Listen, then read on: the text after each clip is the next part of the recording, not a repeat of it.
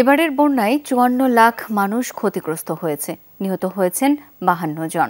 এই তথ্য জানিয়েছেন দুর্যোগ ব্যবস্থাপনা ও ত্রাণ মন্ত্রণালয়ের অতিরিক্ত সচিব আলী রেজা। দুপুরে সচিবালয়ে এক ব্রিফিংয়ে এসব তথ্য জানান অতিরিক্ত সচিব। তিনি বলেন, বন্যায় কুমিল্লার ফেনীতে ১৭ জন নিহত হয়েছেন, যা সবচেয়ে বেশি।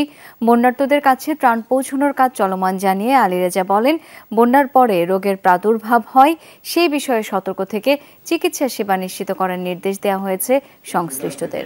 উজানে বৃষ্টিপাত না হওয়ায় উত্তরবঙ্গে বন্যার আশঙ্কা নেই বলেও জানান তিনি। বলেন, প্রধান উপদেষ্টা ত্রাণ তহবিলে প্রায় ৬ কোটি টাকা অনুদান দিয়েছেন বিভিন্ন ব্যক্তি ও প্রতিষ্ঠান। প্রধান উপদেষ্টার পক্ষে দুর্যোগ মন্ত্রণালয় তা গ্রহণ করছে। এই প্রক্রিয়া অব্যাহত থাকবে, পরে তা প্রধান উপদেষ্টার কাছে দেয়া হবে বলেও জানান আলী রেজা।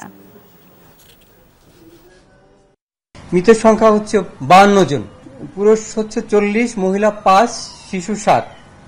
এর মধ্যে কুমিল্লায় ১৪ জন, ফেনীতে ১৭ জন, চট্টগ্রামে ৬ জন, খাগড়াছড়ি ১, নোয়াখালী ৮, ব্রাহ্মণবাড়িয়া ১, লক্ষ্মীপুর ১, কক্সবাজার ৩ এবং মৌলভীবাজারে ১। মৌলভীবাজারে যে ২ জন নিখোঁজ ছিল তাদের একজনের মৃতদেহ পাওয়া গেছে, আরেকজন এখনো নিখোঁজ রয়েছেন।